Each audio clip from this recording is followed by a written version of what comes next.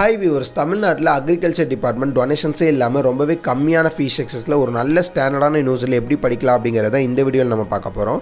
அதுக்கு முன்னாடி நீங்கள் BSc agriculture department, BSc horticulture department counselling போட்டு ரேங்கிங்கில் உங்கள் நேம் வரல அப்படின்னா கவலையே படாதீங்க. இந்த வீடியோ ஃபுல்லாக பாருங்கள். இந்த வீடியோ மூலயமா நீங்கள் BSc agriculture department, BSc horticulture department ரொம்பவே கம்மியான ஃபீஸ் ஸ்ட்ரக்சர்ஸில் டொனேஷன்ஸே இல்லாமல் படிச்சுக்க முடியும்.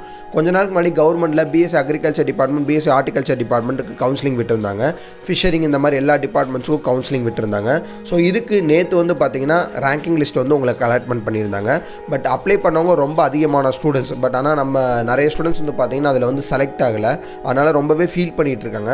பட் நான் சொல்கிற ப்ரொசீஜரை நீங்கள் ஃபாலோ பண்ணிங்கன்னா போதும். நீங்கள் BSc agriculture department, BSc horticulture department டொனேஷன்ஸே இல்லாமல் படிச்சுக்க முடியும். இதுக்கு நீங்கள் இந்த யூனிவர்சிட்டியில் ஒரே ஒரு ஸ்காலர்ஷிப் எக்ஸாம்ஸ் அட்டன் பண்ணாலே போதும். இந்த ஸ்காலர்ஷிப் எக்ஸாம்ஸ் மூலமா டொனேஷன்ஸ் உங்களுக்கு கிடையாது.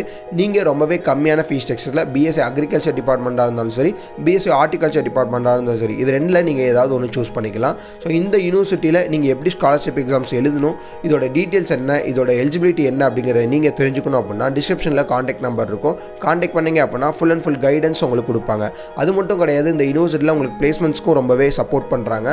இந்த யூனிவர்சிட்டிலே பார்த்தீங்கன்னா கிட்டத்தட்ட 100 ஏக்கருக்கு மேலே லேண்ட் வச்சுருக்காங்க. ஸோ உங்களுக்கு ஃபீல்டு ஒர்க்குமே தினமும் கொடுக்குறாங்க. அதாவது அக்ரிகல்ச்சர் நீங்கள் பண்ணீங்க அப்படின்னா டெய்லியுமே உங்களுக்கு ஈவினிங் பார்த்தீங்கன்னா ஃபீல்டு ஒர்க் கொடுக்குறாங்க. ஸோ ஓனாக உங்களுக்கு ஒரு லேண்டை கொடுத்து அதில் ஃபீல்டு ஒர்க்குமே கொடுக்குறாங்க.